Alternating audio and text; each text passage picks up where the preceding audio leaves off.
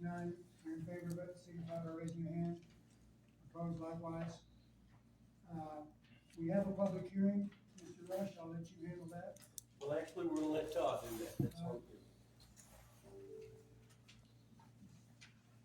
Thank you, Your Honor. On July 8th, Mr. McNamara and Mrs. Williams came to my office to ask about the special use permit for home occupation at 334 Greenway Avenue.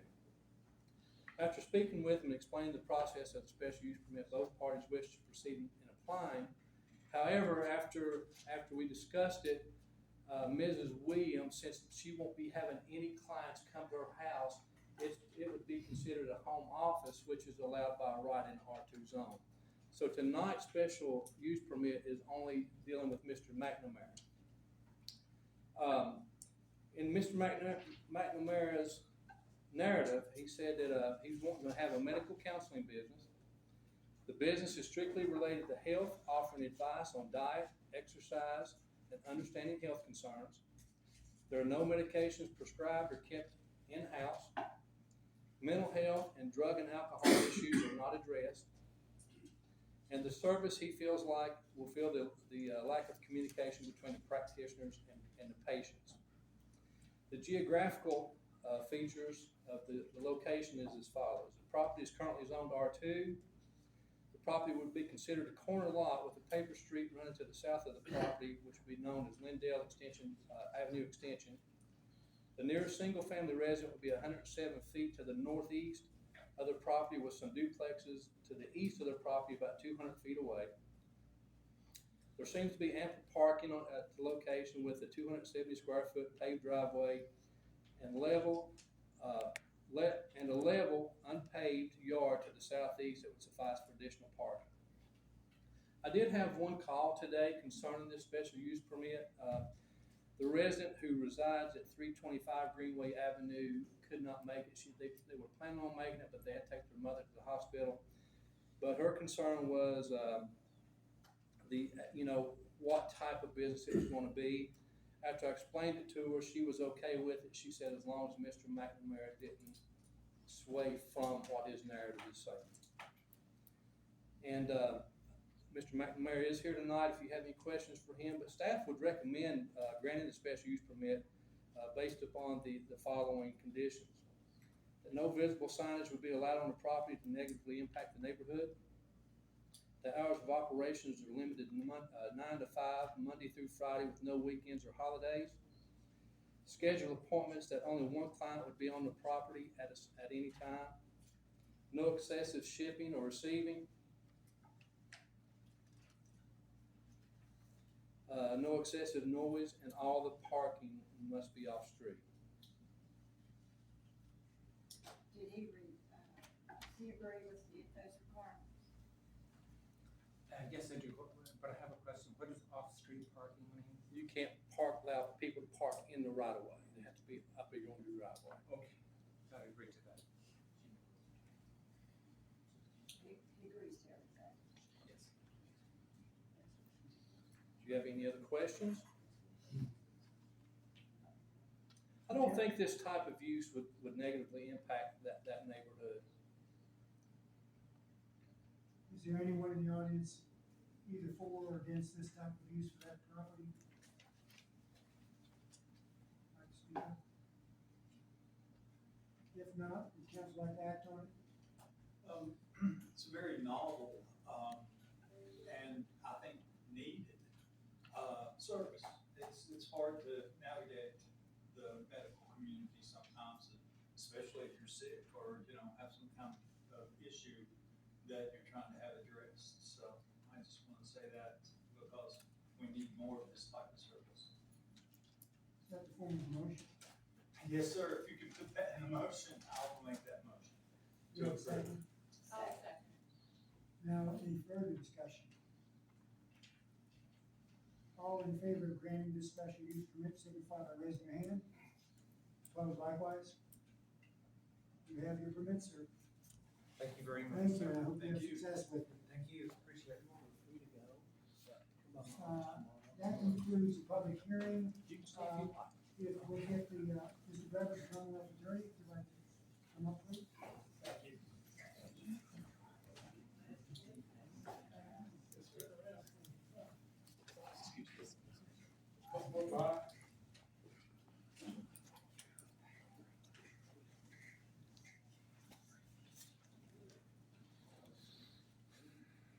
Vice Mayor, members of council, it's good to be with you tonight. Thank you for allowing me to come and speak to you on last notice, what might seem like last minute notice. So this has been in our plan for quite some time. So tonight is a special and exciting night for me because I have an opportunity to recognize some very stellar members of our local law enforcement, our local fire department.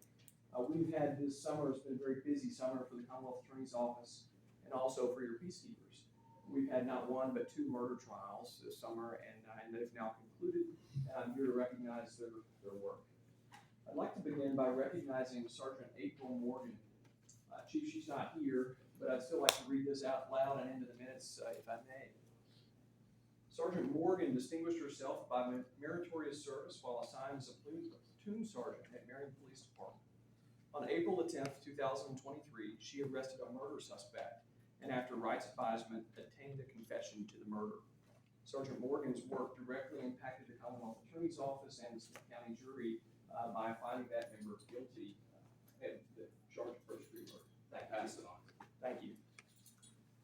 That was in the Commonwealth versus Jacob Andershack case. The next case I'd like to talk about is the Commonwealth versus Jason Whitaker. That's murder, abduction, arson, and animal cruelty that happened in 2021 here in the town of Marion. And I would like to all of these members to please step forward when I call their names out. This is now Fire Chief Rusty Ham, formerly Lieutenant Rusty Ham, Detective Brian Sexton, and Detective Wes Thomas.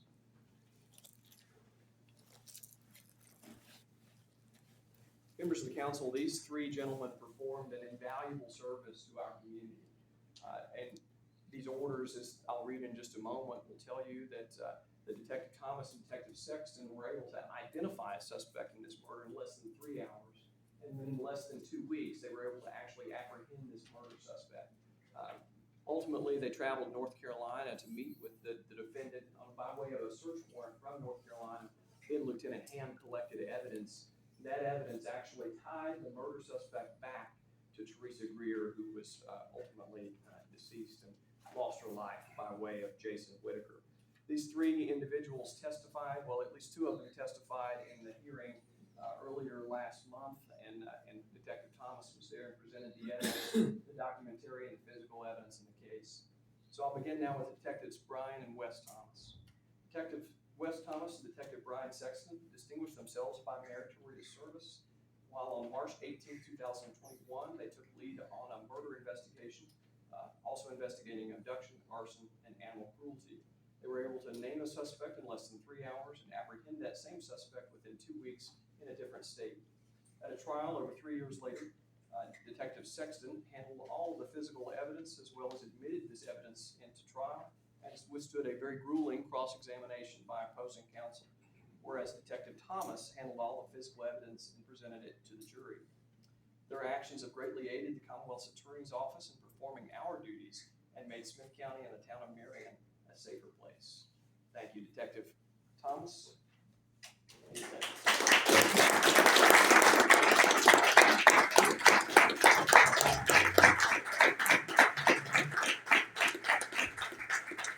Very well-deserved rounding applause there. And now for Lieutenant Ham, I'll read his into the record. On March 18th, Lieutenant Ham took command of a murder investigation. Under the direction and supervision of Lieutenant Ham, forensic evidence was collected and submitted to the lab for analysis. Lieutenant Ham traveled to North Carolina to execute a search warrant, which ultimately yielded results tying the defendant to the murder. At a trial over 3 years later, Lieutenant Ham, now Chief Ham, testified to a Smith County jury about the investigative process and the evidence collection.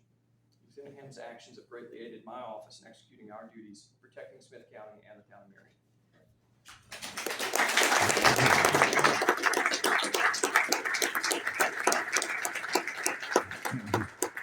One last token of appreciation is a challenge coin. I see I dropped a mint wrapper here too. I'll grab that. So this is a challenge coin that I had commissioned, and these are military custom and tradition to present these for excellence. The challenge is that when folks perform as excellent as you did, that they'll be reminded of this and hopefully seek one of those coins as well. Thank you all. Do you think they can y'all stand or I can get y'all? Can y'all hold your certificate so I can get you on that? Can I say something? Yeah, go ahead. I'd like to appreciate knowing that, Great. if it wasn't for the Commonwealth Attorney's Office and all their hard work, we did the footwork, but they presented the evidence and did a wonderful job at the trial and presenting things and everything. So I'd like to show my appreciation to the Commonwealth Attorney's Office for their hard work.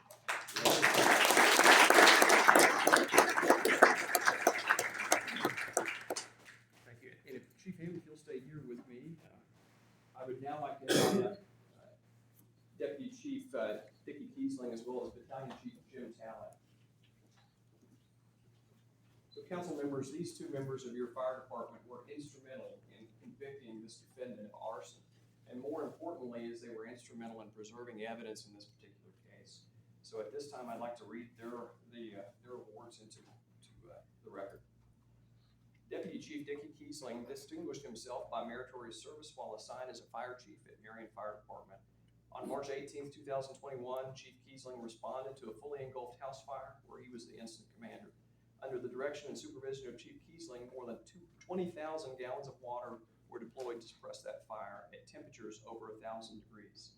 At trial, over 3 years later, Chief Kiesling testified to a Smith County jury about key aspects of the fire, giving them the information they needed to convict on a charge of arson.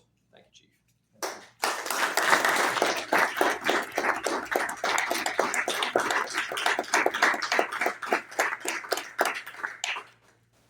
Next, and certainly not last, is Battalion Chief Jim Talley.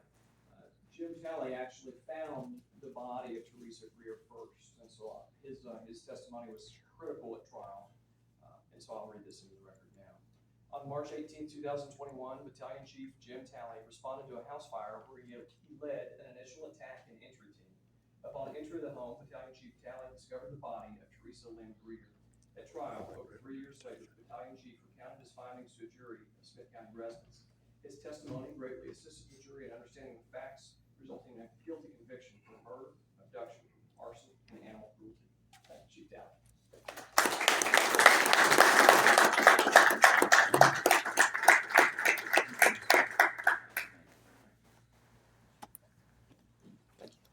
I thought you was gonna give me a coin. Oh, I'm out of coins. Members of council, thank you for allowing me to come and recognize these local heroes that we have. I'm privileged to be on the same team as them, as you all I know are as well. So we have some great folks in Smith County and some great folks here in the town of Marion. So we have a lot to be proud of. Thank you. Good job.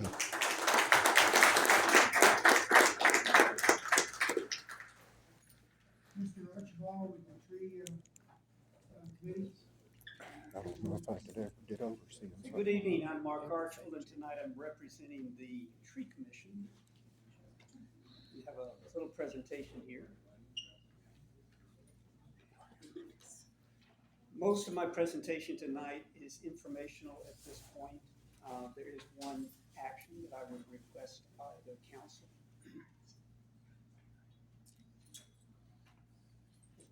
The little icon down. It is, there you go, excellent. So first up, we are a Tree City USA. Marion has been a Tree City USA for many years, and the Tree Commission is a requirement for the Tree City USA. So myself, Adam Tilson, Heather Bunch, and Eric Clemson. Heather is with me tonight. We are your Tree Commissioners. We are currently missing one.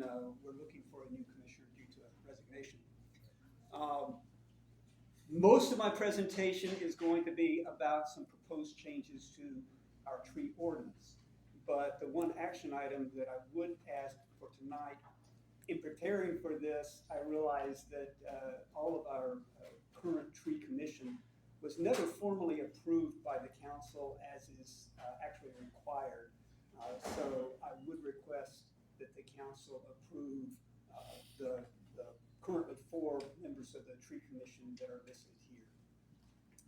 Be happy to make that motion. We have a second. Any discussion on that? I guess everything's in order there to do it, right? For the legal department, there is anything? I will say that the tree commissioners all bring a diverse background, but we are all passionate about the town of Marion, and we're all passionate about trees. And we bring a lot to the commission. I think I'm very pleased and proud of my commissioners, my fellow commissioners. Any other comments? Do we do it all at once, or do we have to do it individually? Mark. What in the packet appears to be, an ordinance that we already had, it's within the town code, so we've actually already adopted it. What they have done is they have suggested some changes. We just were, Yeah. we're gonna handle that in a second. We're gonna have 24 people that have been on it for a while. Okay, Yeah, the You current, as a group? yes, Okay. current ordinance and the revisions both require council approval. Several of us have been functioning as council members for a couple of years now. And it was we didn't realize until recently we never received the official. We're having a motion to approve 4 memos right now. And I'll Any make the further motion. discussion? All in favor, signify by raising your hand. Opposed likewise. Thank you. So just a quick overview of the rest of the things I'm going to say. I'm going to just talk briefly about trees. I know it's hard for me to talk briefly about trees, but I will. And then a grant that we've received, the Community Forest Revitalization Grant. I want to brief you on that. And then mostly I want to give you the highlights of the changes that we are proposing to the tree ordinance. So trees have a lot of benefits to the town. They reduce energy costs, sometimes significantly, up to 25%. That can be realized by both the town and by the residents of the town. Neighborhoods with trees, and this is particularly welcome in our recent heat wave, can be 79 degrees cooler than those without trees. They can absorb traffic sounds. They can increase property values. One thing that some of us have realized for quite a long time, but now there's a growing body of science to back that up, are the health and the mental health benefits of being in the forest around trees. Although Marion would only be a tiny fraction of it, trees can contribute to ameliorating climate change. All right, I would like to brief you real quickly on a grant that we have just received. We applied for this grant earlier in the year through the Virginia Department of Forestry. It is the Community Forest Revitalization Grant. There were 2 components that we applied for. They're coming in different time frames, but they were both approved.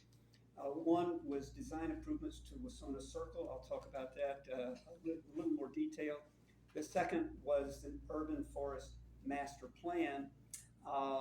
That latter has been approved. It's going to be the second phase. The Department of Forestry is still working on that. Damascus and Abington also applied for similar grants, so DOF wants to do a coordinated grant for all 3 communities, which I think is a very good thing for all of us and for the region.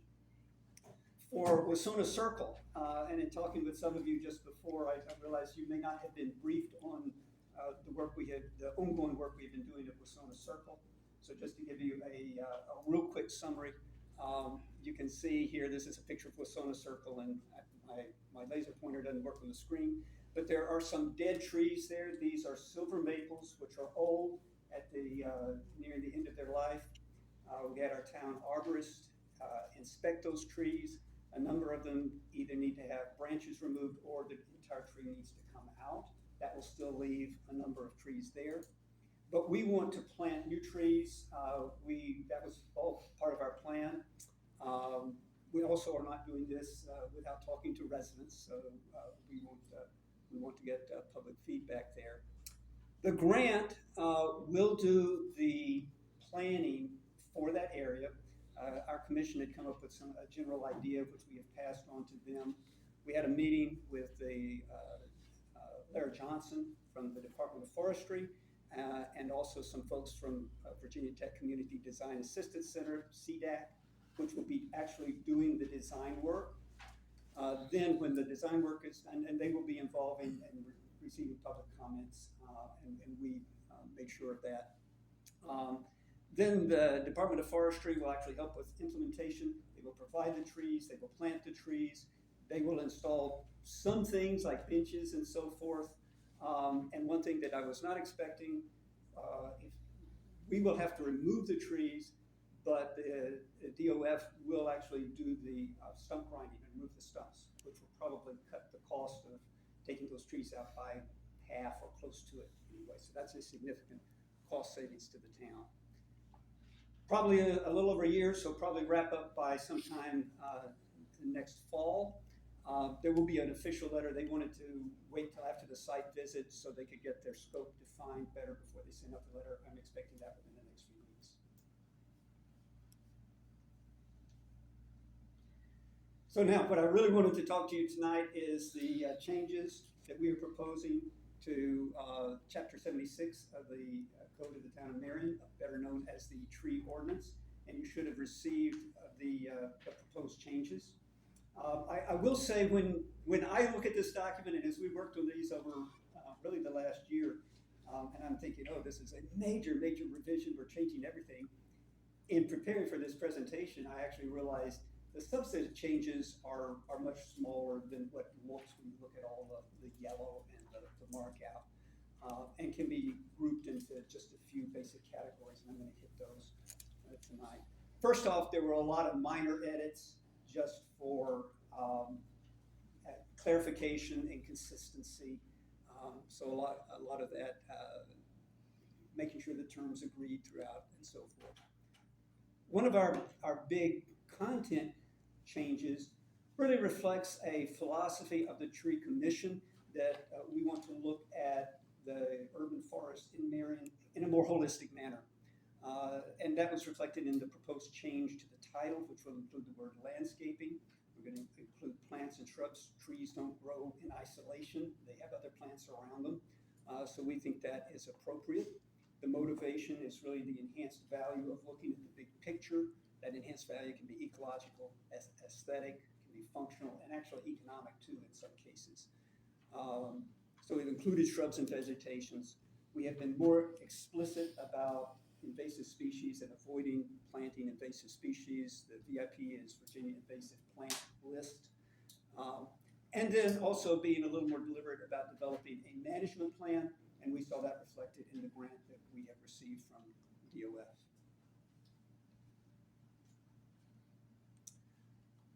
A concept that we added is that of significant trees. A tree can be significant for a variety of reasons. Pictured here is Sally's crying tree. So trees that we identify or that are brought to our attention that have particular cultural, historic, or other value, maybe a champion tree, particularly large tree, particularly beautiful tree. We want to identify those and then pay particular attention to the care and maintenance of those trees. So we have added that concept. We made some changes to the roles of the commissioners, the tree commissioners. The number of commissioners was specified previously as 12. We've reduced that to 5 to 7. And as you saw, we need one more to be at our minimum right now. A couple of reasons for that. A, it's hard to find 12 people in Marion with the background and the passion and interest to be commissioners. And two, we found a smaller group seems to work very well together and function well together. And also, we'll talk a little more about this on the next slide, a little more involvement in tree-related decisions by the town. We view ourselves as a resource to Bill and to you for the council in areas related to trees in our urban forest. We will also clarify, and we've actually added a definition for desirable trees and clarified what is good and what is bad, basically. And realizing that a good tree in one place may not necessarily be good in another. There are trees that would be wonderful in the Riverwalk, but might be inappropriate on Main Street. So we've tried to clarify that a bit. And we have also clarified the prohibited species, those that we do not want planted, and why. And the whys were not in the previous or the current ordinance. We've also changed a bit and clarified and enhanced the procedures for maintaining, trimming, cutting, and removing public trees. Again, all that I'm talking about is for trees that belong to the town. We're not talking about people's, individuals' personal property or yards. So again, I mentioned earlier an enhanced advisory role. Again, we see ourselves as, we want to be not only advocates, but also resources for all of you. And then we also added a training requirement for pruning, and there's two elements to that. On the one hand, there's the safety of the workers that are doing the trimming, and on the other hand, there's the health of the trees that are being trimmed. So by providing proper training, we can address both of those issues. And so this, tonight, it was informational. You should have received the proposed changes. I would ask that the council look over those, review those, and get your comments back to us. We want to make sure that the revised ordinance is a good ordinance and that we're all on board with it. So we don't want to do this in isolation. We will iterate as required and then bring that back to you and request approval once we have received comments and gone through a period of having a review period. Any questions? The process would, changing that would require a public hearing, right? Yes. So we would want that in its finalized form. Then does that need to go before the planning commission, or is this commission that commission that it would go to? We just send it back to all. Pleasure to council. And, you can, for ordinance, I don't know that you have to send it to planning commission, but I probably would suggest that you did. And then let the planning commission work with, Mark and his group and try to come up with, something everybody can live with. So when that gets. I don't think there's anything on there that's, I'll stop. When it gets to its finalized form, then it's submitted to. Comes back and then you schedule a public hearing. Yeah, and as I say, we're happy with everybody doing it. We want it to be like I say, a good document. The more eyes that look at it, the more people that look at it, the better it will be. Mark, I would just like to thank you for the work that you have done, the commission has done, to get it to this point. Well, thank you. Thank you. Do I have a motion to send it to the planning commission? So, Second. Matt? Yes, this discussion. It's not in its finalized form, so would we be sending this to them unrevised? I think they work together. I would suggest sending it to them with the same intent that I'm giving it to you. That this is a request for review at this stage and get comments back to us. Or dialogue with us or meet with us. We'd be glad to do a joint meeting. Any further discussion? If not, I'll call for the vote. If you're in favor of sending it to the planning commission, raise your hand. Opposed likewise? Okay, and Mark, thank you very much. Thanks for all Thank your you, work. thank you.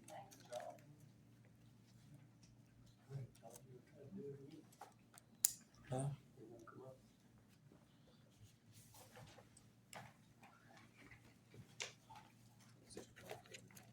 Should be.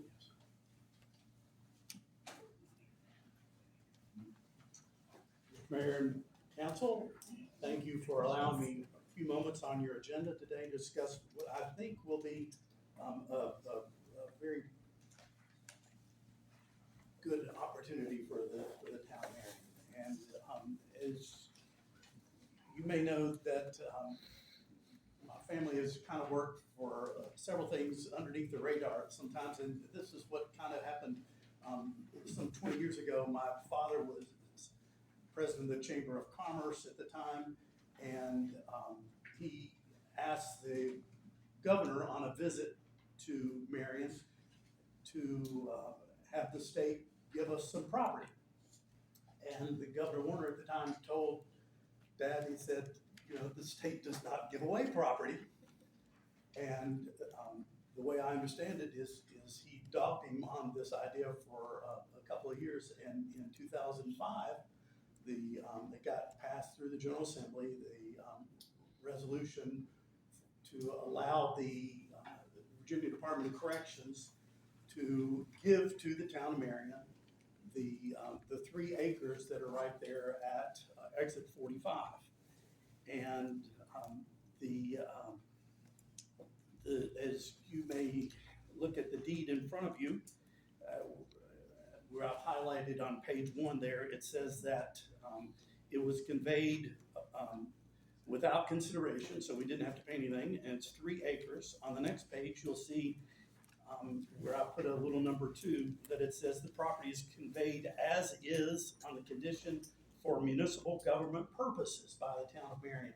And I have no legal expertise, of course, but have looked that up to see if that terminology of municipal government purposes actually has a well-defined restriction or whatnot. And it seems to be, from what I conceive, a vague and very broad term. Mark, you can correct me, please, if there's more to that.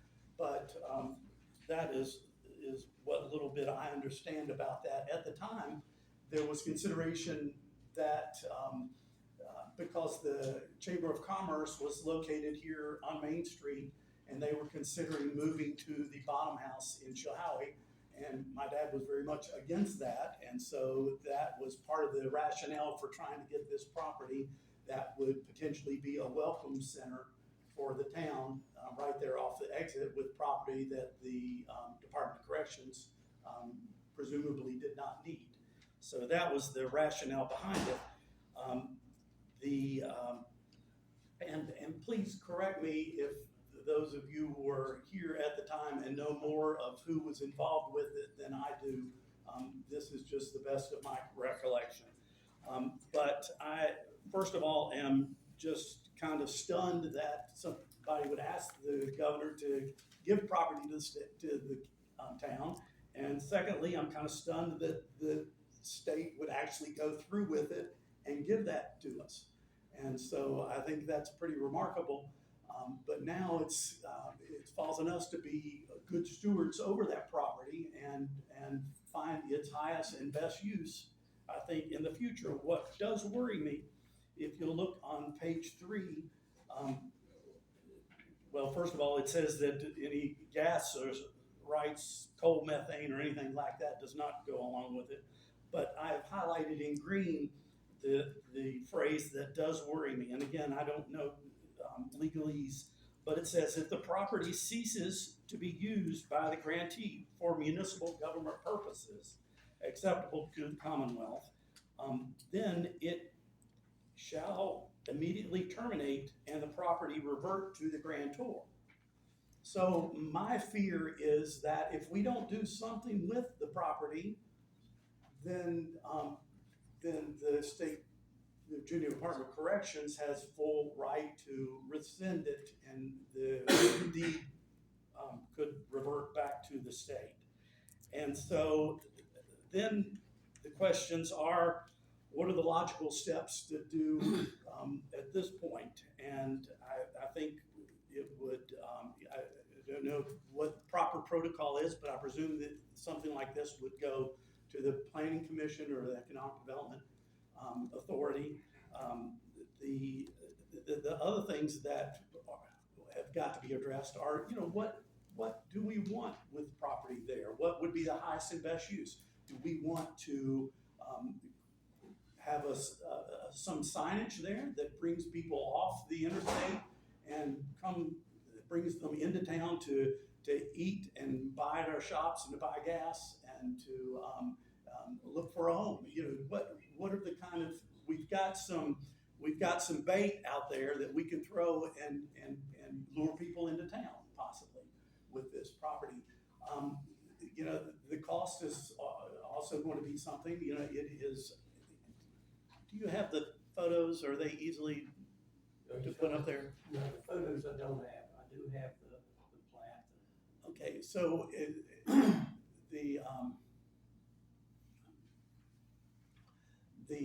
the property, as you may know, is right there at the corner of the intersection, and it is easily accessible by the little road that goes up to the state hospital. there's also a little ramp or driving little driveway just right before you get to the exit going up to the state hospital that could be used. The property is somewhat steep. So, you know, the questions are what kind of usages are there and what would be restricted? The property is, you know, I guess one of the easiest things that we could do is to put signage there that says, "Go Big Red," or "Go Scarlet Hurricanes," or "Welcome to Marion."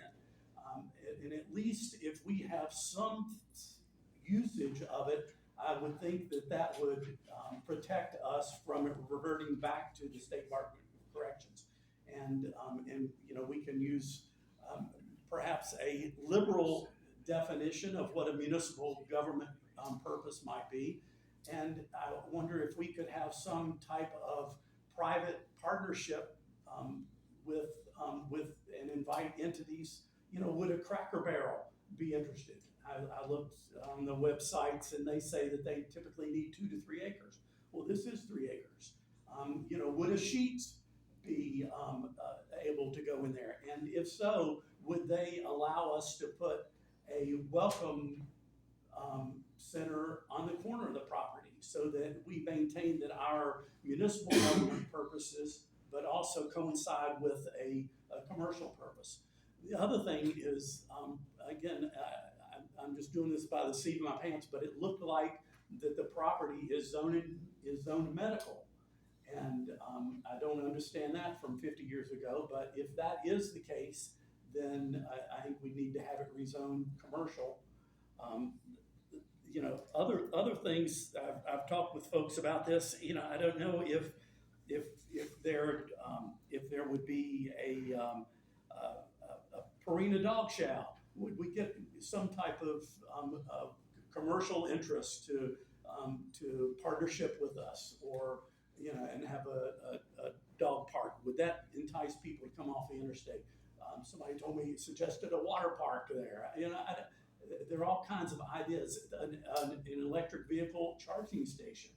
You know, there are grant monies available for those types of developments. I don't know what the restrictions are on, but you know, the problem that would be, you know, once we have someone off the interstate and stop there, is that going to entice them, or is there a means for them to get further into town where they would, you know, eat lunch or shop at our retail establishments?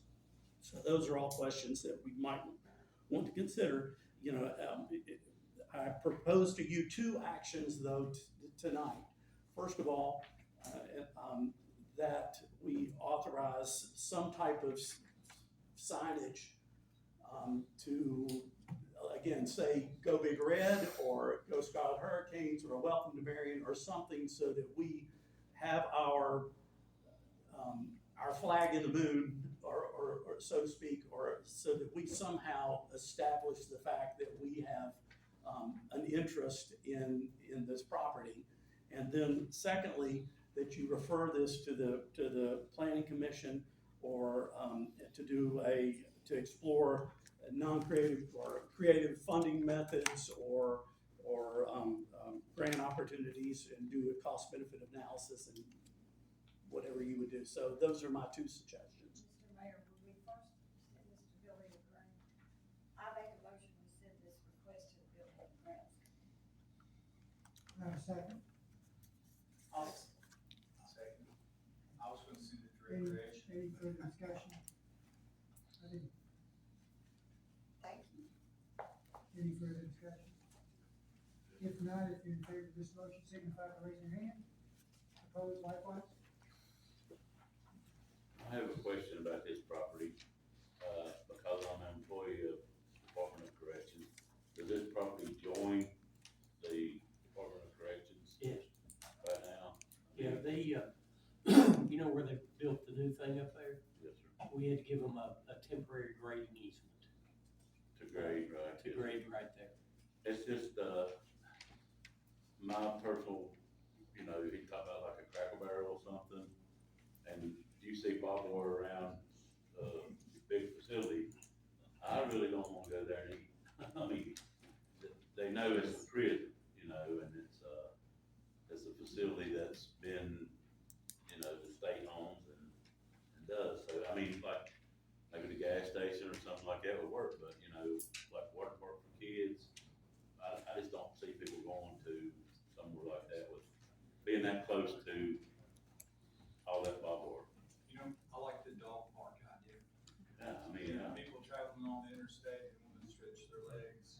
Or a cat park. Or cats, I mean, Can it be arrested? but just being, you know, that close to that facility is like, we should, you know, the guys, you guys own the property, like you say, put a big sign up, so you'll have the property there. It'll be yours, you know, it'll be ours, it won't be nobody else. Come in to rest, they might need to eat. I think you have a reason. The prison We objective have a about number it. of, It's not up to them, it's up to people sitting here. Mark Cheney. I don't care, I'd park there if I was tired, if it's a prison. 3 minutes, and, we will, any questions you have will address through the counselor or Mr. Rush. Mr. Mayor, Town Council, thank you for allowing me a few minutes to speak tonight. First and foremost, I want to tell you, I just got back from Dulles at the Virginia Department of Virginia American Legion Convention. The new commander of the American Legion for the state of Virginia is a guy named Gene Malinowski. He is out of Christiansburg. He plans on making visits to Southwest Virginia. He is not out of the north, he is not out of the east, he is out of the west, so he knows where we're at. We've already had him at our post, and I look forward to inviting him back, so that is a good thing for us. I just got back this past weekend from Richmond for Leadership College, and again, the standing at the department level of Virginia with the Legionnaires is over 38,000 members right now. Your community is growing. Right now in Post 18 in Marion, we have grown 116% in 1 year. We have just signed up 5 new people as of the end of July, and we're constantly growing. So I remind you in a respectful way that the veterans are coming, we're important, and my own personal opinion is they add a lot of value to your community, to our community. So I plead with you, if any way of taking care of them, if you don't find a way, Bill and others have my number, you call me. The other thing that I want to do is bring it to your attention on September the 7th. We have a breakfast fundraiser. First responders are invited for free. And we put this on every other month and at our post at 107 Laurel Springs Road. Bill, that's for you to keep too. And again, first responders, EMS, firefighters, they're all police officers welcome to eat for free. We just accept donations. We have some in the community that can afford to eat and put in a donation. We have some that can't. It's okay. We accept anybody that comes in our doors to be part of our community. The last thing that I have, well, let me just say this about with Tom.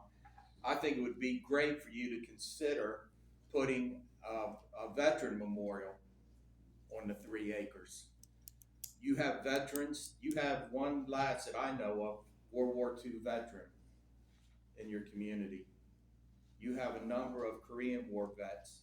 I'll get with Ken Heath, but I've been in contact with Congressman Griffith's office, and we're looking to have one of our members, a Korean War vet, 92-year-old man, receive the Korean War Service Medal.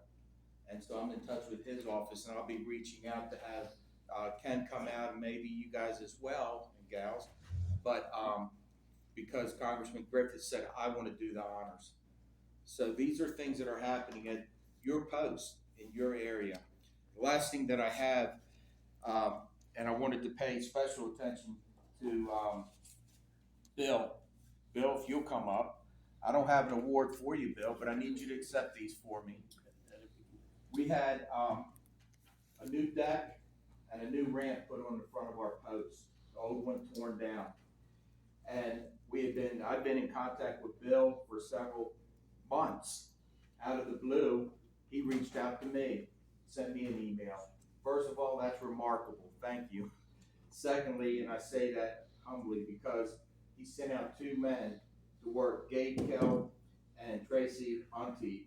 And I just want to read one certificate of appreciation from the American Legion. This certificate is an appreciation is gratefully presented to Gabe Kell and to Tracy Hunty in recognition of sincere appreciation for the outstanding service and assistance which contributed to the advancement of the American Legion programs and activities dedicated to our God and country. Presented by me, Mark Cheney, the commander of Post 18, Department of Virginia on this day. So I'll give these to you, sir, to give to them. And I just want to say on a sidebar note, these two men, they represented this town valiantly. They were not lazy, they were not, and I'm not saying that there are lazy people, I'm saying from the time they hit the ground, they were running. And outstanding, and I just wanted to pay special tribute to them, and I'm sorry I didn't have a chance to get them out here, but again, we had the Project Crossroads, and caring for our community helped, and because of that, we have a new ramp and a new deck. Some people may say, well, what's the big deal about that? Because our other one was not ADA compliant. We were unsafe. We have members that are getting old, as we all are getting older.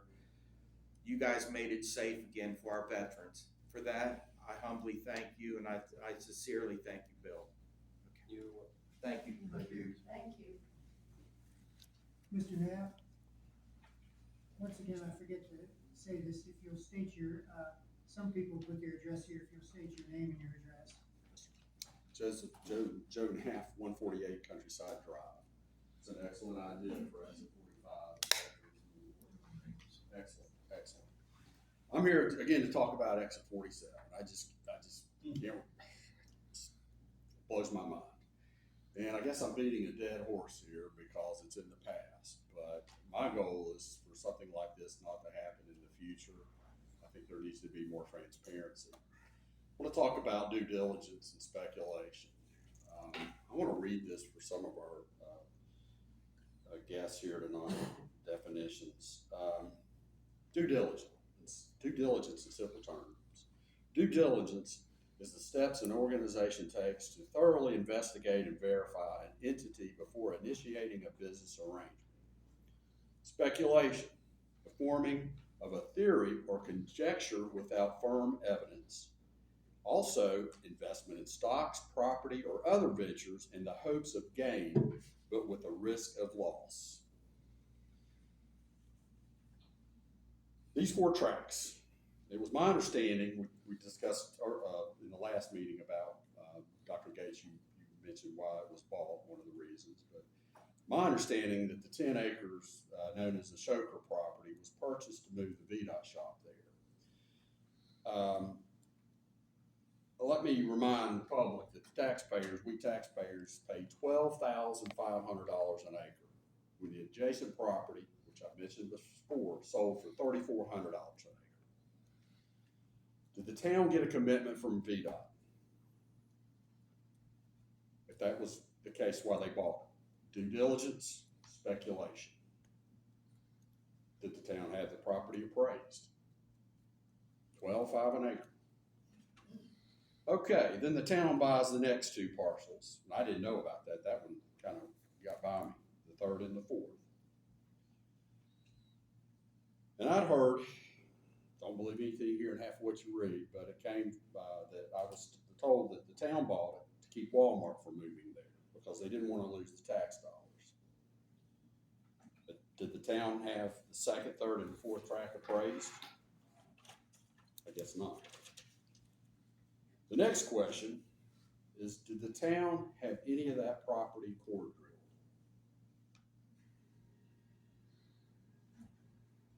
Does the council know what core drilling means? You do? Did the town have a core drill? Not in my bailiwick. So, Bill, did we? I'm sorry? I was referring that to Bill, I don't know if we had a court. No, no core drill. So Dr. Gates, you mentioned in the last council meeting that that there was a lot of topsoil, that the town bought it for the topsoil to move over to the ball fields. I didn't say and they cut- bought it for that. I That's said- what. No, I said it Is that would what be you an said? added Can you pull the benefit. video? I said it would be an added benefit. I said part of the We'll, thing. we'll pull that video up then, because we've got video. Now, that property I know is all rock and limestone. Look at the new entrance ramp, northbound. The entrance ramp northbound at 47. They had to dynamite it all. You can see where they drilled it for the dynamite. All along there, it's solid rock. Marion Tool hit rock on their new addition out front. Also, the inside of the building, the concrete floor had to be taken out, and a 40-inch concrete pad had to be put in place for a new machine. Rock. All rock. It's all rock. There's no topsoil up there. You need topsoil, you need a bottom fill. So, rather than spend, I said $977,585 of our tax dollars, I think we need to improve our roads, our sidewalks. I spoke at a street committee. I'm all over the South, West Virginia, Kentucky, in the most depressed areas on my motorcycle. And I always try to eat at a local mom and pop's restaurant. Our sidewalks their sidewalks are better than any in this town. Put the money in their sidewalks, the roads, Staley Street. I could go on and on about the streets. Help our veterans. Put that money to help our veterans. Help our youth. Help with drug addiction. But do your due diligence, and real estate speculation, I just don't understand. Thank you. Thank you. Mr. Harmon? Mr. Fulton?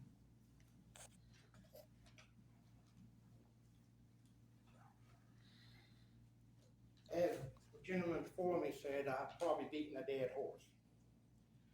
But this is an election year. Several of you are up for election. And there's a lot of question going on as to why you do things you do. If you were to explain yourself a lot better as to why you do things, and maybe have for the candidates that are running, having a roundhouse where people can ask you direct question and you give them an answer, I believe things will work a lot better. But I think a roundhouse for the candidate would be, in my opinion, a reasonable request. Thank you. And Mr. Myers?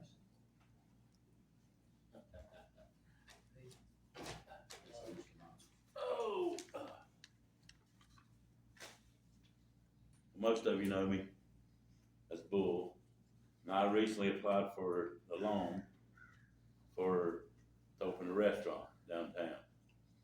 And it came to my attention that my application, where I filled out, give to Mr. Heath, had not been redacted. So I've got 58 people telling me that they have all my financial information, my social security number, everything I have. So I just want to know what the town's going to do about somebody steals all my stuff. Who's responsible for that? I'm gonna ask Mr. Kenny. Okay. I mean, I'm not. So was not redacted, however, what was given to me in the packet had an EIN number, not a social security number. Actually does have social security number. It does. Everything I have, I've got a copy of everything that people sent me.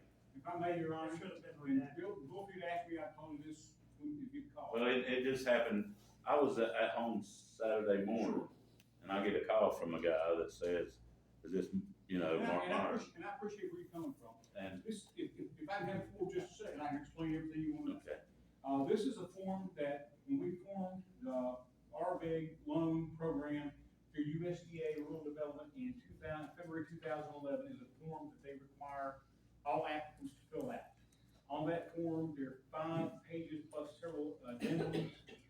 in, that includes the social security number, and the basic one sheet that has, financial statement on there, so that the council and the loan committee can evaluate whether this is an appropriate loan to get.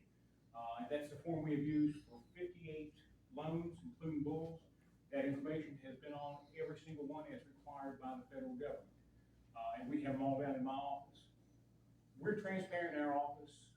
Everything that is put on a document, certainly a federal loan, that comes through our office is available to be FOIA, and that information is given out. I asked Mr. Penny today, and he said that we could, we should take that. Nobody has mentioned that to me to this point. I asked Brian Reed, who handles our grants through Mount Rogers Planning District. He said it's a federal form. If somebody wants to come and FOIA Bull's application, anybody else's application, if that's on there, It would have been redacted and provided. well, I'm sorry, I talked to Mr. Reed. I'm talking about what Mr. Reed said, not what you said. And Brian said we had to give it to him as it's presented. Now, if I'm directed differently by legal counsel and by this council, I'll provide whatever you want to you. But I've been trying to be as transparent as possible, because I know the other side of that is, it opens us up for criticism if we start redacting information for the people who look at those to say, hang on a second, how did you make this, it goes back to what Joe was talking about. How do you make this decision? How did Bull get a loan and Avery didn't get a loan? Well, it's, Avery has $4 in his account and Bull had more. So if you want that information, or you want just a recommendation, it does have to be on the form. It does have to go to the loan committee, and you can tell me how much of it goes to you and how much of it is to release to the public. I'll work at your discretion. I'll do what you ask me to do. I have worked to be transparent, to make sure that the citizens that have put this forward on the federal and local level have access to the information that's required by law. If I'm allowed to redact it, and council wants me to do that, I'll redact whatever parts of that you want me to redact. So I need some direction on what you want to do. As far as what you're asking, well, credit, credit lock, $150 per year. We'll pick that up and give you, protection, it's $1 million protection per year. And I'll take that out of my pocket. I just would like to be protected because, I've had several people text me, send me, all the other loans apparently that has been redacted. No, Well, according to the one that's. Whoever's told you that was a line, I go to the office and put it. So you send everybody's social security number out on that? On that form that everybody has filled out exactly. And there's 58 members on that. I don't know where it goes to. Yeah. My job is to send it to my loan committee. When I get a recommendation from the loan committee, is to include that packet to Bill, and it goes to council. Right. Now, whoever else has forwarded that. If it goes to those 5 people, it goes to 7 of us, how did it get to 58 other people? The agenda packet. So anybody that asks for the agenda packet, it gets it. Okay. All right, and so those people that Should have been every year, redacted. and I've never done it by year, once they're on there, I just let it go, but that's what happened, is it just came through and it's PDFs and sent on out. What I would say is that we should probably do 3 years as opposed to just 1. But that's LifeLock. It's my apologies. I've had to go to my bank and change everything that I got. I can change my social security number. I've had it for 65 years. I don't really want to, but, all my other accounts at the banks and so forth, I have a lot of stuff just taken out monthly, insurance, car insurance, my phone, this and that. And, it's just, I'm getting ready to go to Lawrenceville to a prison tomorrow to work the rest of the week. And they've closed all my accounts. I don't have a credit card to go up there to eat on or whatever. So, I'm gonna have to take cash with me, and you can't take cash in a prison. So it's just like, I would appreciate that being taken care of in case something does pop up till I can get everything changed. Again, my sincere apologies to Bull and everybody else, but I've done exactly what the federal government has required me to do, and what we've done for 58 of them. I'll do what this council does. What did you say you could do for? The LifeLock, it's a credit monitoring service provided. The premium package is $1 million protection for $150 a year. And I suggest 3 years. You suggest 3 years. And the reason why I do that is mine has been, I have a little experience with this too. All right, and 3 years is what was offered to me. So I think that's what we should offer to them. And the town will pay for it. I mean, that's all I wanna do is be protected by it, not, everybody knows my financial deal, what I got, which is not a lot, so they ain't gonna get a whole bunch. But it was just like the embarrassment of it, here, these people calling me, texting me, say, you wanna know your social security number? I was like, do what? No, I really know my social security number. I do too. And that was bothersome, it kinda upset me a little bit. So I thank you if you do the 3-year deal and take care of whatever happens, I'll be happy. Do I have that in form of a motion? I'll make that. Have a second? Second. Any further discussion? I think we do need to figure out what to do for I was gonna answer that second, after you finished that, I was gonna ask, Your Honor, if I can get some direction from legal counsel and from this council, what information you want redacted, what information you want provided to you for future loan requests. And I'll provide as much or as little as this council requests. But know that information is in my office, and I guess it would be up to the attorney if somebody makes a FOIA request to go back and look at future ones, to go through our FOIA officer through Bill, but he would also need some direction on what needs to be redacted to go to the public. I would like some direction on that. I want to be as transparent as I can to the public, because I think that's our job. Right now, what are you redacting, social security number? Pretty much, I mean, that'd be pretty much the whole application would be redacted. The public is not entitled to see that information. They can do a FOIA, a request, and get back the document redacted. They can't get their pertinent information by then. They can't get that That stands information. to reason. and I still need my loan. So, but thank you guys. Any further questions, council? All in favor of granting this 3-year package to Mr. Myers, signify by raising hand. Opposed? Likewise. Your Honor, if I may I get some direction from council on what you want redacted for the future? How much of it you want redacted? I can include. I can meet with you possibly sometime tomorrow, but the majority of the application would be redacted. Council's wishes to do that, I'll call council directly. Council recommends it. I mean, I think it needs to go to your. It absolutely has to be filed, it absolutely has to go to USDA and to my loan committee. I can do just the one sheet, like you have the cover sheet that has the recommendation, and would be all council would get. But again, Mark, if somebody comes back and FOIAs that as a federal form, That would be redacted. You would meet with Bill and myself, what I would do at that point, if we get a FOIA request, Bill, I'll give the application to you and you won't handle that, because I want to be completely open. Because I know that opens us up for people having the opportunity to come back and so the say, committee voting I don't think I want somebody to put money in. 4, 3, whatever the vote is, that's something that the public can see. The public can They see get the $4 what or the something. loan amount is. Because it's coming from. again, if the council's wishes, any future applications, you'll get a cover sheet that has a recommendation to the loan committee. And if anybody further requests information, it'll go to Bill, and I'll review the application, and I'm out at that point, because I know that there'll be people in this room. Can't give out personal information.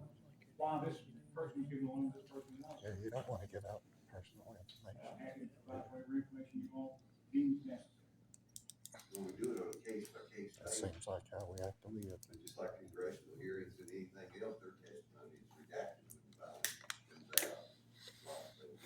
I guess that's what works that way in all government ways. I found out if you, Personal.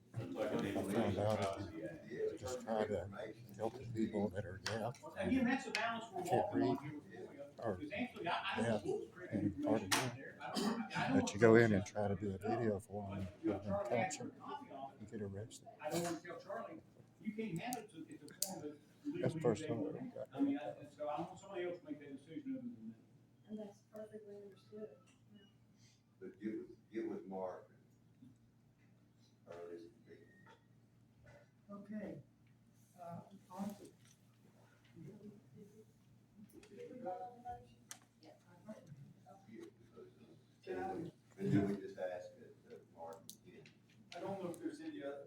you have immediate need, I mean, you're caught without any kind of, can you get a prepaid credit card from your bank? That way you don't have to carry the cash.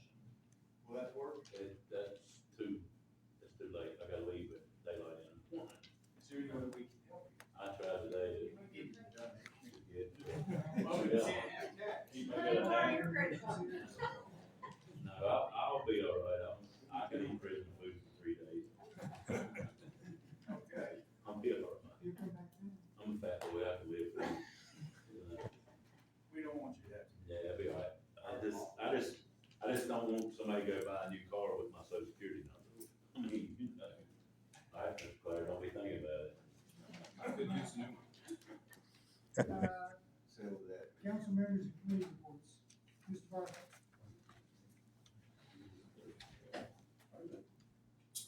Okay, just want to make sure everybody can hear me. Citizens time. An acquaintance of mine, a former town manager, once told me that people run for public office for 3 reasons. One, power and prestige, protect their interests, or make things better, helping they can improve the town. Eventually, the members of this group become frustrated and leave. I have tried to improve this town without seeking personal rewards. But over time, frustration builds after witnessing too many things that I cannot change without.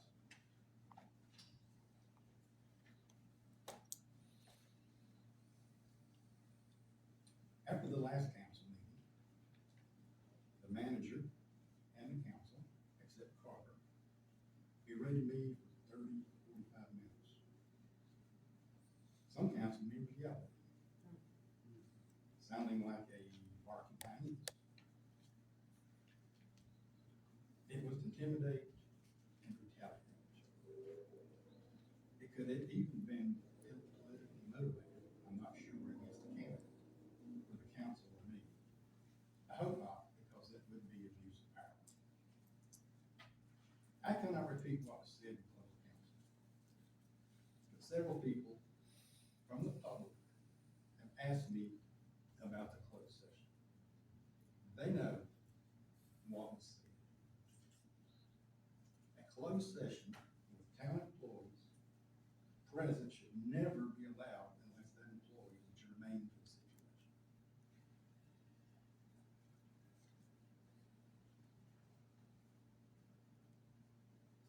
Why were 5 people from the town present? Was it to educate them or intimidate them? I don't know. Who spilled the beans about what was talked about in the closed session? I know one person who did. The closed session was filled with hatred, falsehoods, and half-truths, aimed at several of our citizens and me. It was disgraceful, and understand this former employees, that this is sometimes common. I started checking the accuracy of what the town manager tells us. The council ain't. My motto became trust but verify. And sometimes I'm very disappointed. This letter to the vice mayor, and it's in this hand, is my retirement letter. I am frustrated with the manager I do not trust, and I'm upset with a complacent and malfeasant council. I hope this decision will increase my well-being. As I said in my introduction, I have become frustrated, and I am immediately retiring from this council. I'm not running for mayor. I'm legally counsel, but I will not disappear or be silent.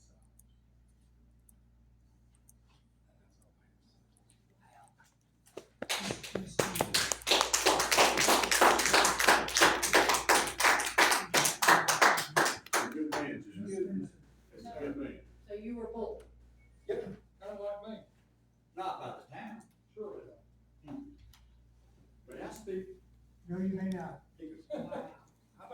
a reply from the councilman. All right, we have a public comment sign up sheet. No, Please. always This is it. before, afterwards. Thank you. You've asked anybody else in the public wanting to speak. Are you refusing me a chance I to just, speak? well, I'm sorry I forgot that. I thought everyone who wanted to speak was signed, he was signing. Mark, what is it? Well, that sign up sheet was put out for members of the public who wanted to speak, put down their name and address. Well, we didn't know about this comment till now. Should we not have a right to comment? No. Make the comment. Why don't you make a comment? You're welcome to make a comment at the next meeting. Well, I hope you have a reply to my comment then. Ms. Spencer, do you have Ms. Jennings? There was a request from a lady who lives on Keller Lane, and she suggested that at the end of Keller Lane there, as you go on to, North Main Street, there at the coffee shop,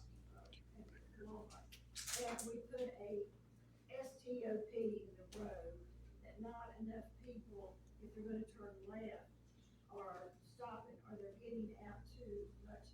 I told her I would bring it up, could it go to the street committee, and then I recommend it go to the street committee, and we'll see what we can do, if we do it.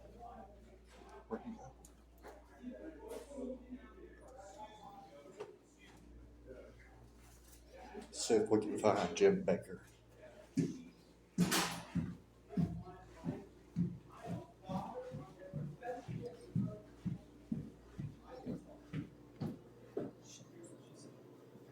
There it is. We can hear you all upstairs. I'm sorry to disrupt you. Okay, thank you. You got to blame. You stand up to the people. I make no secrets. I'm proud of it, John. It doesn't have anything to do with Bill. Now, Listen, I talked to Janine. well, Mr. Huff, you know I respect you. Yes, sir. I would argue that this is a private conversation. Maybe you wouldn't agree, but I really would argue it's a private conversation. Yeah, I know. Do you agree? So I did talk to Janine Walker. I called her. Or no, she called me after I talked to Todd. And I said, okay, Janine, what? She goes, John, I never said that. And I said, okay, what did you say? And she said, well, I was talking about the nepotism. And I said, well, Janine, then you're talking about me. No, she agreed. Yes, she does. She was at the EDA. Right. Well, but I said, Janine, that does include me. So, but Jim, how am I supposed to react when I feel like that there's that kind of effort? How am I supposed to, you tell me how I'm supposed to react? I just got slammed. I don't know how I'm supposed to react with something. I wasn't talking about you. I was talking about me. To you. I didn't say a word about you. I didn't say a word to my neighbor about you. I spoke about you. So I did not quote anything. I gave a general, okay, all right. Okay. Listen, if you're square, I'm square, but I don't know how I'm supposed to react. I'm square. I'm square. That's everything. Anything else? I don't know. We're gonna find out. I'll find out. You won't. I'll still find out. Well, you will. But Mr. Baker, would you like to say anything? Not right now, I'm just too upset. I understand. Okay. I didn't mean to get you on the video, but Yeah, I wanted to thought know just video. for your protection, I would.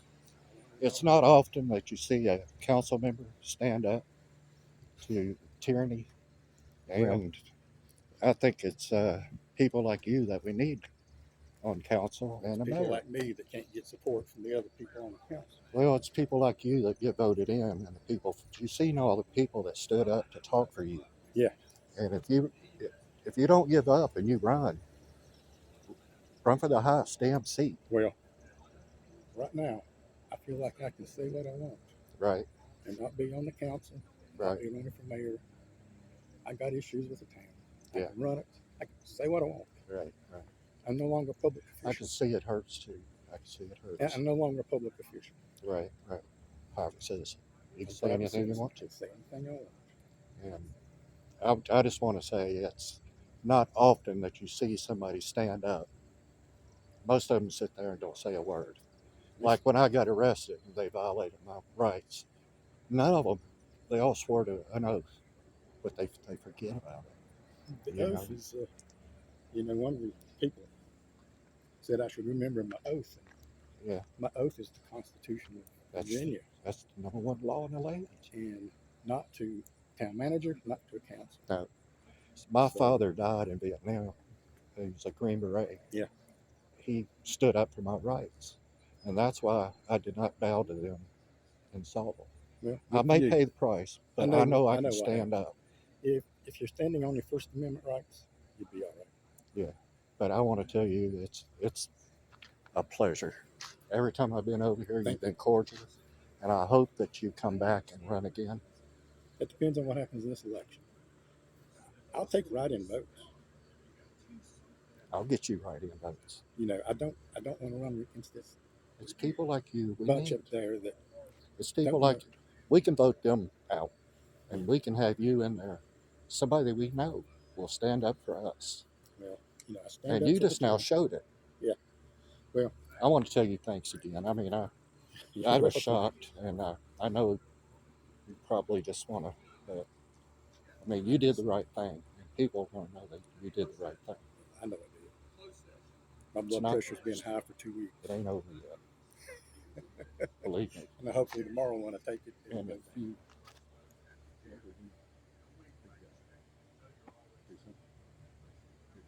yeah, okay. You need some money? Financial? Okay. I do this for the people like you do. Okay. Thanks. You call me and I will be. I don't have enough. Yeah. I want to be there. When you need me, I want to be there. 276. You're right, like me.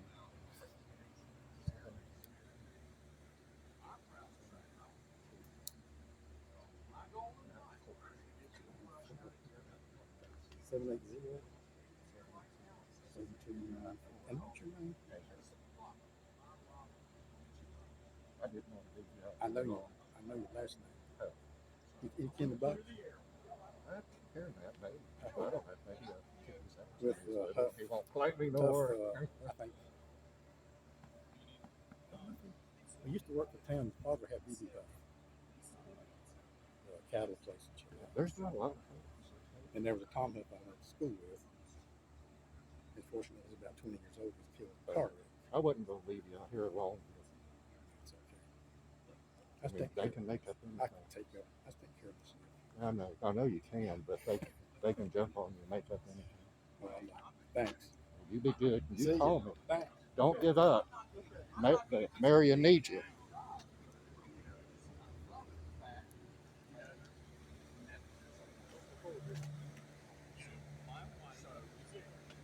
Did he want that up there? I mean, you got to do what you got to do, man. What? I just thought, did he want that in there? But Did he want it? yeah. Yeah. Okay. But some of the employees know how I feel. That's my point, John. Yeah. Okay. That's what I went and asked him. If not, I was going to cut it out. Yeah, I mean, I would still argue that it's a private matter between him and I, but you're free to do as you please. Yeah, I was going to cut it if he said don't do it. I mean, it's up to you. Yeah. But I don't know. I don't know how we distinguish between private and public conversations. Well, for private, you really need to go into a room and talk, Yeah. But, I mean sometimes you can't get into that room. Sometimes you can. I know. I mean, I was going to erase. If he said no, that's fine. I mean, if he wants it out there, that's fine. Yeah. But I don't. You really? I don't know. This thing don't pick up sound like crap. Well, it's okay if it does, but Can I ask you something? sure. You Am I took, still on camera? you're disappointed, right? You took an oath to the Constitution, 100%. First Amendment, Yes. and I'm not sure if you've seen where I got arrested in Salt. I would not have arrested you, I told you. Yeah, I was going to do the same thing I do here, which is, I've got 3 people that are deaf. There's been no problem with it. Oh, I've never had a problem. Like, 3 people wrote me that were deaf, and they told me it was the first time that they could see what's going on in their town because they could read it, because I put closed caption. And they were just so thankful. That's why I came back. And people say, you're doing it for money. I don't get a single penny. I don't want money.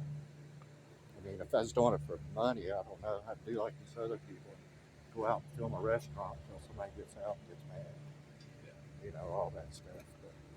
But that oath, it was like the chief of police took an oath to the mayor. Because a friend of mine heard him in the hallway say, when we get in there, arrest him. And you don't get a press pass from state police. There's no such thing. I told you I wouldn't have argued with you. Yeah, oh, I know that. I know that. I mean, I like walked right there, and I didn't want to respect you, but if he said don't do that, I would cut it right off. Because he's a public citizen now. Once he left there, he was a public citizen. And I don't feel public citizens. It's you know, okay. I just don't. You can, but I don't. But I do thank y'all for. I'm trying to do a good job here, and I'm trying to be transparent for the public. But what I feel like can't happen is you can't make an accusation and then refuse to have the conversation. And so we're probably not going to get to see it today. But you remember the gentleman came about the pursuit. He was very confident we were in that. Oh, yeah. I have the video that shows we were not. Yeah. One went by real fast. Yeah, but still, I don't want to I don't want to necessarily have that huge public debate. But if you're going to say that, then we have to respond. And that's how I felt. Well, I mean, sometimes you have to chase somebody, and then I don't know. Sometimes you don't. And like you said, they kind of I don't know if you bring it up in a public meeting or something. But could have sat down with you and talked. Well, and that's what I mean. If he would have, I would have happily showed it. Yeah, of course. I mean, I've seen them fly by. Going, man, something must have happened. I would have happily showed it. Well, again, I want to thank you for standing up to your oath. I appreciate that. You're going to go upstairs. You're going to have to go in the front or use the elevator. Y'all are totally different. We're trying. If I would have shook y'all's hand, I'd have went to prison in Saltville. We're trying to do the right thing. Y'all, you seem like you are. Okay. Y'all have a nice one.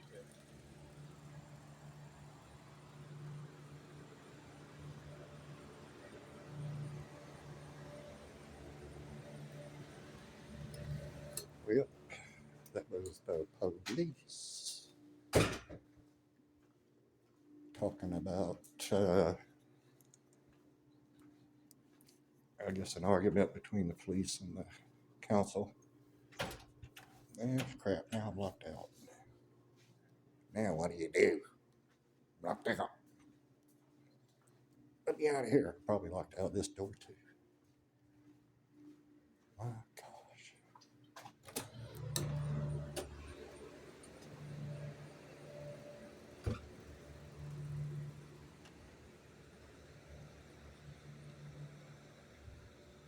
I'm locked out. They locked me out of the building. Out of the front? No, out of this door. Yeah, you go out the front. Go out the front. Go in the front. Why didn't you keep the key? I could have just now used it. I was like, man, look, they locked me out of here now. I don't know. You go out to the front. I appreciate you videoing this. Think so? Hell, I get so mad. Is it on? I'm going to turn it off. Is everybody done talking? Anybody got anything else to say? Okay.